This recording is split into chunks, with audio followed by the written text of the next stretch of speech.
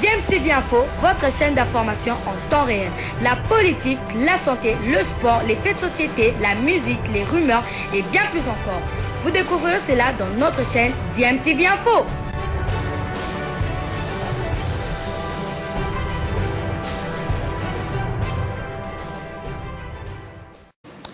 Eh bien, on se rappellera justement que après la dernière rencontre des éliminatoires de la République démocratique du Congo, une réunion s'est tenue avec le staff technique, avec des objectifs assignés.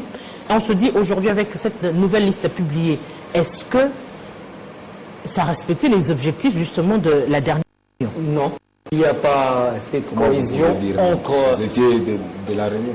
Les résultats ont été, les retombées ont été rendus publics.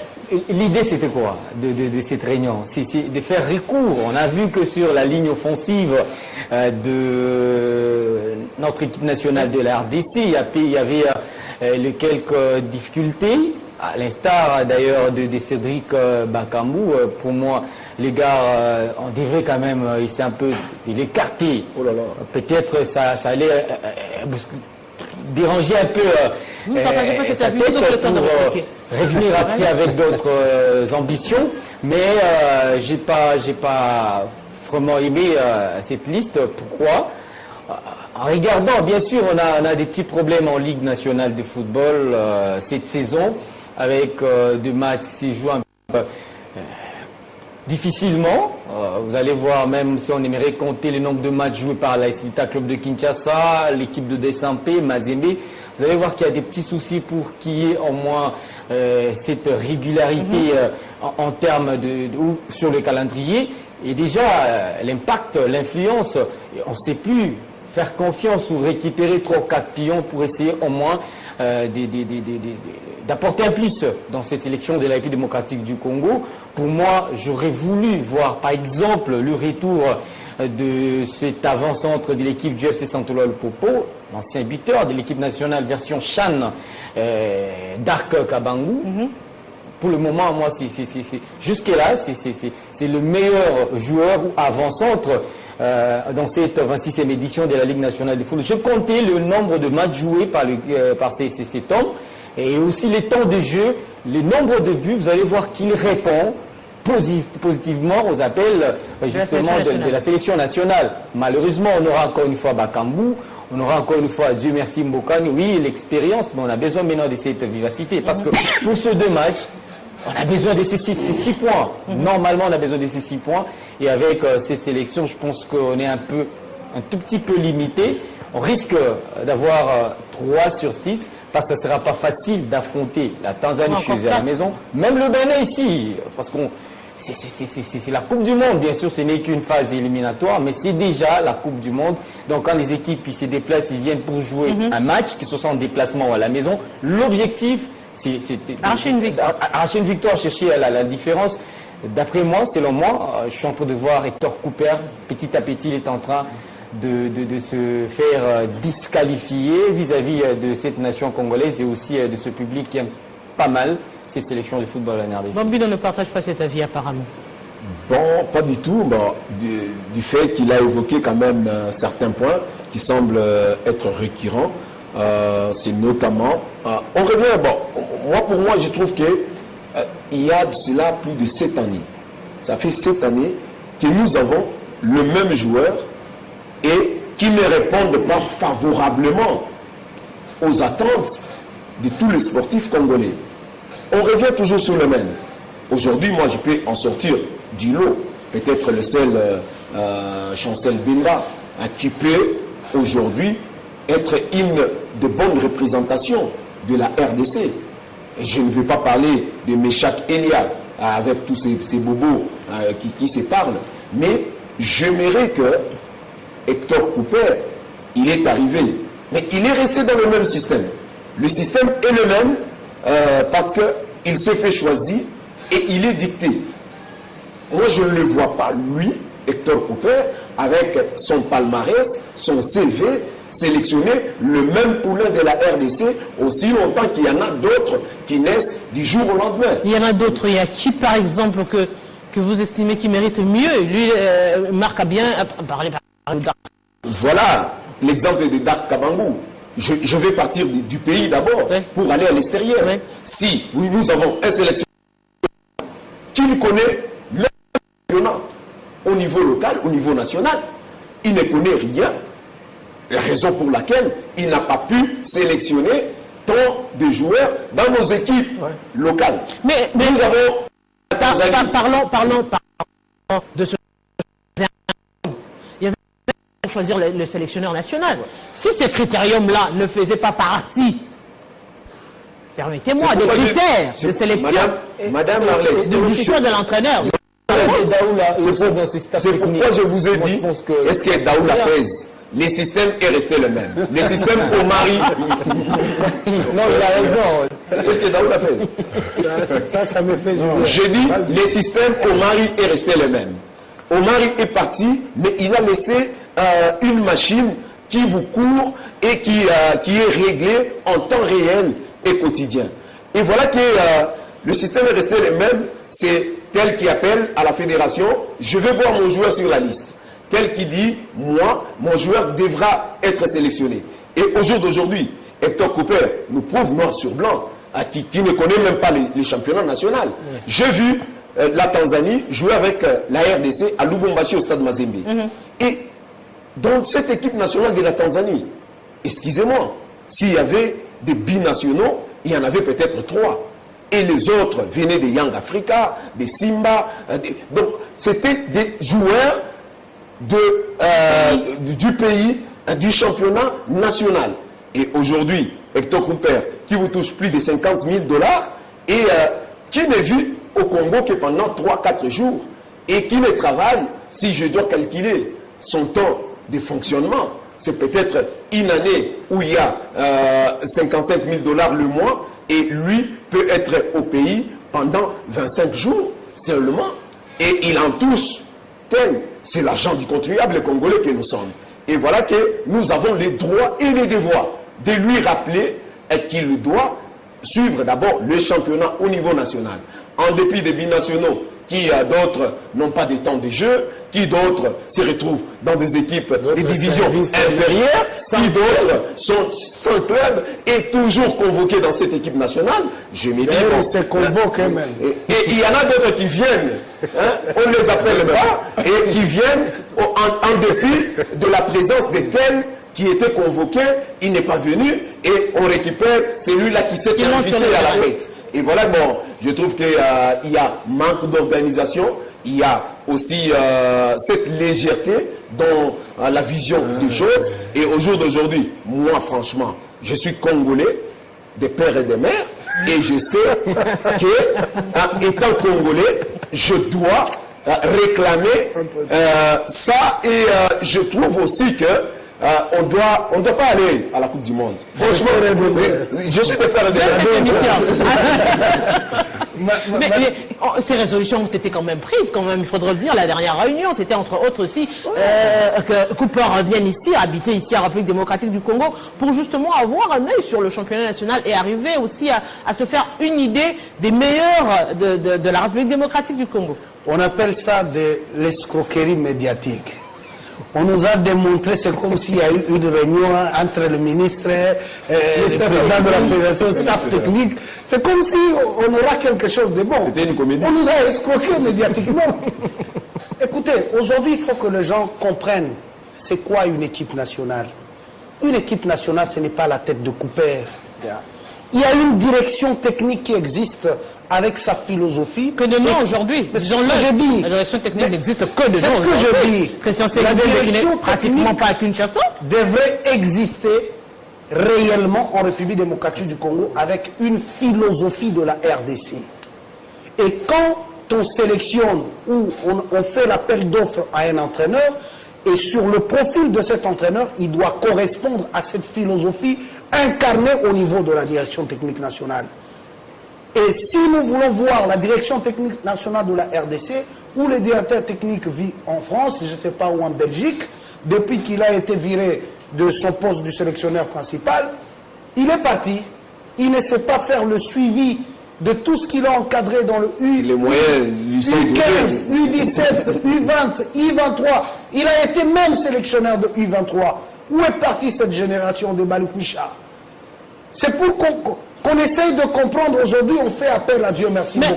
Je veux bien, c'est le meilleur buteur de tout le temps, mais il est au soir de sa carrière. Justement. Vous avez un Hector Cooper qui te parle en espagnol. Et chaque match, il est debout. Et quand il crie, il parle dans quelle langue? Le football a un langage. Et en communication, on dit ceci. En communication, on dit ceci. Maintenant, lui, il crie. Il y a une très bonne communication dans la langue qu'on maîtrise mieux. Et la communication entre nos joueurs qui te parlent français et lingala avec Hector Cooper, laissez-moi vous dire que même l'évolution de la communication, des bouches à l'oreille, l'information est transformée. Même par les ça c'est clair. Et aujourd'hui, on parle de talent à RDC. Ah, s'il vous plaît, vous avez une sélection de la RDC sans Ebengo Ciel. Vous avez une sélection de la RDC sans Karim Kimvidi, sans Dark Kabangu, sans Inonga Baka. S'il vous plaît, on parle de quoi? Sans Massini, sans le petit patient là. Oui, patient Mwamba. Il y a pas assez de gens là dans la sélection. Mais ça, c'est de bêtises qu'on ne peut pas cautionner. La République démocratique du Congo mérite quand même le respect. Il faut qu'on nous respecte. Il faut qu'on nous respecte. L'argent, vous en aurez. L'argent, vous en aurez. L'équipe nationale est prise en charge par le gouvernement. C'est que vous en aurez de l'argent. Si vous voulez bouffer même 2 millions là-bas, vous allez bouffer. Mais laissez-nous vivre le football. La sélection nationale, c'est une sélection de meilleurs du moment. Et si vous n'êtes pas meilleur du moment, je ne peux pas voir Bolassi dans cette sélection. S'il vous plaît. Je ne peux pas voir Bolassi dans cette sélection. Je ne peux pas voir Cédric Bakam dans cette sélection. Je ne dis pas qu'il n'est pas bon. Mais je dis la sélection. Vous pensez qu'on est resté dans uniquement le meilleur. Dans cette nostalgie Ibenge ou oui, je pas lui à Ibenge. C'est la direction technique n'existe pas. On ne sait pas expliquer à Cooper qui vit aussi, je ne sais pas où. On nous a dit ici dans la réunion qu'il aura sa résidence ici. On veut bien qu'il ait sa résidence ici. Mais il y a quelqu'un qui a suivi, il a suivi le parcours de chaque jeune qui a évolué. Déjà, sélection U15, U20. Mais si on doit parler de ça, si on doit déjà parler de ces équipes, on se dit, il y a ces sélections. Oui. Et automatiquement, les présidents les entraîneurs de ces catégories, forcément, font partie de la direction technique parce qu'ils auront un message à donner par rapport aux athlètes qu'ils ont le temps d'encadrer. Il y a Eric qui va s'oublier ici à Kinshasa, par exemple. Ces gens-là pèsent dans ce staff technique.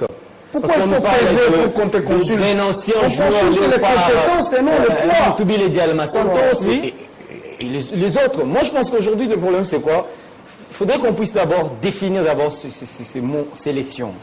C'est un groupe de meilleurs. C'est un groupe de meilleurs. Meilleurs dans quoi, il faudrait dire. Les critères, c'est quoi? Ça, c'est les point de vue. Tu peux même vivre à Polo, mais si tu es expérience, on te cherche. Jette un coup d'œil quand même. Je commence avec Kasumba Joël. 100 clubs. Est-ce qu'il n'y a pas de bons gardiens même pas en Afrique congolais? Il vous joue régulièrement. Il y a qui évolue chez Loupopo. L'autre gardien, Lionel. Comme on parle d'un club là, Radès, c'est en France, je ne sais pas si c'est quelle division. Et on nous ajoute d'ailleurs les joueurs de Renaissance, Shadrack Muzungu. Je ne sais pas si aujourd'hui Ibenge avec l'équipe de Renaissance du Maroc traverse de moments de gloire où finalement vous allez voir que c'est une sélection, bien sûr congolaise, mais où on a déjà créé ces circuits où il n'y a pas l'entrée, il n'y a que la sortie. Peut-être qu'ils répondent. Madame, peut-être qu'ils répondent. Je t'ajoute seulement d'un championnat au niveau de la Tanzanie. Il peut totaliser maintenant, depuis le début du championnat, 4 buts ou 3 buts, si je ne m'abuse pas. Fiston Mayele. Vous avez un Congolais qu'on craint en Tanzanie. Vous jouez face à la Tanzanie et il est parmi les meilleurs buteurs de la Tanzanie et non convoqué. Et il a confirmé d'ailleurs le Lina Foot, rappelez. Et non convoqué. On veut donner quelle image à la RDC? Juste parce qu'il fait peur peut-être à quelques équipes au niveau de la Tanzanie. Et il joue avec ce joueur. Il connaît la manière de jouer de ce joueur. Peut-être que la philosophie, c'est avoir les plus expérimentés, parce que les résultats, on se dit, on a besoin des résultats absolument pour les 2 rencontres qui restent. Donc on a besoin de cette expertise, de l'expérience, mais aussi de cette ancienneté. Madame, je ferai beaucoup d'efforts vraiment pour ne pas me répéter, pour ne pas rappeler ce que les amis ont dit. Mais le grand problème est que c'est presque tout ce que René vient de souligner. On n'a pas une identité footballistique. C'est ça le grand problème. Parce que si vous on ne sait pas dire aujourd'hui quel football nous jouons. Nous jouons le football champagne, le football technique, le football physique, on ne sait pas limiter. La RDC se transforme footballistiquement selon ce que l'entraîneur propose. Aujourd'hui, nous avons Hector Cooper. C'est un amoureux de bloc bas. Et lorsque vous exploitez le bloc bas, il faut avoir des avions de chasse pour courir après avoir récupéré le ballon. On n'a pas toutes ces qualités aujourd'hui. Nous avons Elia Michel a un problème. Je ne sais pas où on a. Je sais pas. Il ne veut toujours pas venir. On ne sait pas pourquoi. Mais alors qu'au sein de l'équipe nationale, au sein de notre staff technique, il y a des gens qui sont nommés pour faire ce genre de travail, pour chercher à savoir, pour aller voir les joueurs, poser la question, qu'est-ce qui ne va pas? Makelele est là. Il fait quoi? On ne sait rien. Vous avez évoqué le point de la direction technique. Vous avez évoqué le point de la direction technique. Une direction qui est de nom, qui est la clé de nom. On ne sait pas si Christian Senguier ou il fait quoi présentement, on ne sait pas. Donc, devant tous ces désordres, madame. Il a tellement oublié la sélection nationale qu'après, il a été frustré. Nous profitons du football que Dieu a placé dans le sang congolais. Lorsque nous arrivons vers une période où nous avons des talents tels que de Poutumabi Trésor, de Biscotte Mbala, de Matumona Zolarum, et nous sommes aux anges, nous chantons, nous dansons parce que ces jeunes sont capables. On a eu quand même des trésors là à l'international, on a eu Youssef Molombo qui est un actuellement en Ligue 1. Ce que nous devons comprendre aujourd'hui. On en parlera quand même avec le Popo. On aura le temps d'en parler. Ce que nous devons comprendre aujourd'hui, pour le mondial Qatar 2022, c'est possible que ce mondial a eu lieu sans la RDC. Ouais. C'est possible.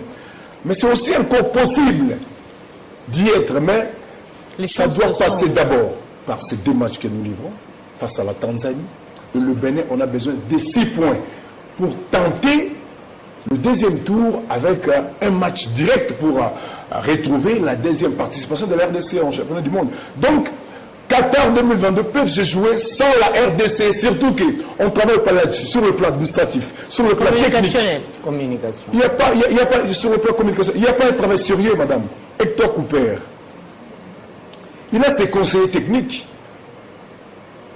Il y avait cette fameuse réunion pour que finalement Hector Cooper soit installé ici au pays. L'interprète, il est malien.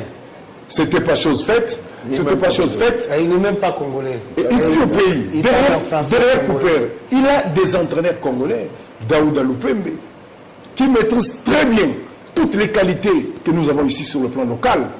Mais est-ce qu'à chaque fois s'il dit quelque chose à l'oreille de Cooper, est-ce qu'il est entendu? Est-ce qu'il est coupé? Voilà pourquoi mon ami dit que Daouda Lupembe ne pèse pas.